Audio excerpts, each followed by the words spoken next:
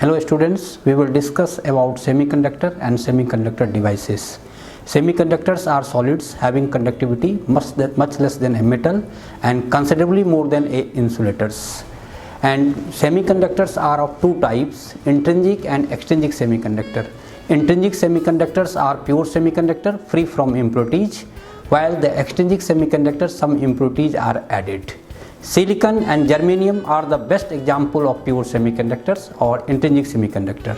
In germanium crystals, each atom is bounded towards the other atoms with four nearest atoms, and they make a covalent bonds. So there is no free electrons available for conductions at 0 degree Kelvin. That's why a pure semiconductor or intrinsic semiconductor is considered as an insulator at 0 degree Kelvin. While the temperature is raised, some of the valence bond break up and electrons become free for conductions, but at room temperature the conductivity is very small. So in order to increase the conductivity, we add some impurity, then it becomes in extrinsic semiconductors. Adding impurity is known as doping, and when the impurity atom has valency higher than the intrinsic semiconductor, then it becomes n-type semiconductor. On the other hand, if the impurity atom has valency lower than the intrinsic semiconductor, then it becomes p-type semiconductors. So for forming or constructing n-type semiconductor, in case of germanium we must have a pentavalent, because germanium is tetravalent. So for germanium it must be arsenic or antimony. On the other hand, in case of p-type semiconductor, we must have the impurity atom less than the intrinsic semiconductor, so that it must, in case of germanium, it is boron.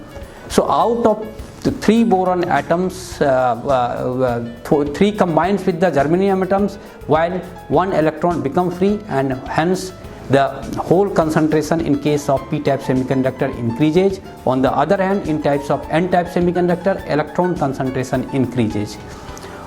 When a p-type and n-type materials are bring close to give a shape of p-n crystals, then in that case electron from n side migrate to the p side and hole from p side migrate to the n side. They recombine and there is a release of energy, and there is a depletion region. So depletion region means it is devoid of charge carriers. When electron migrate from n to p side, it leaves behind positive charges. On the other hand, if hole migrate from p to n side, it leaves behind negative charges. So it creates a potential barrier, and it appears that a fixture battery is connected across the terminal, which further stops the migration of electron and hole from p to n side and n to p sides. So there is a barrier, and this barrier is further stops all the migration of electrons. This is junction. While p side of the junction is connected to positive terminal of the battery and n side of the junction is connected to the negative terminal of battery, then it is forward biased.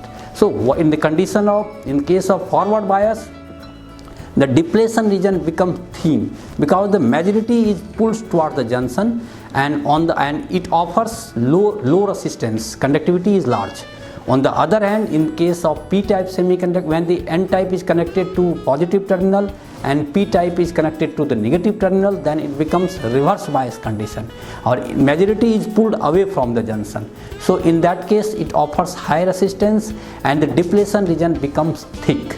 So if you apply the reverse condition, if you want to apply the condition of reverse condition, in that case it offers high resistance. Now if you discuss about the energy band diagram of the p-n junction, in that case what happened, due to migration of electron from n to p and hole from p to n side, the energy band diagram becomes shifted and inclined, and it acts as an inclined, and there is a p-type level will go up and n-type will come down, and finally the energy level becomes inclined manners.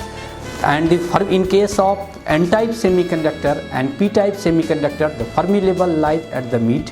In the case of intrinsic semiconductor, when n-type semiconductor, the Fermi level is close to the conduction band, and in p-type semiconductor the Fermi level is close to the valence band. So when this is the diagram of all the Fermi level conditions. So now we discussed about the types of semiconductor, extrinsic and intrinsic semiconductor, as well as how the n-type and p-type semiconductor is formed, and the type construction of p-n junction. Thank you.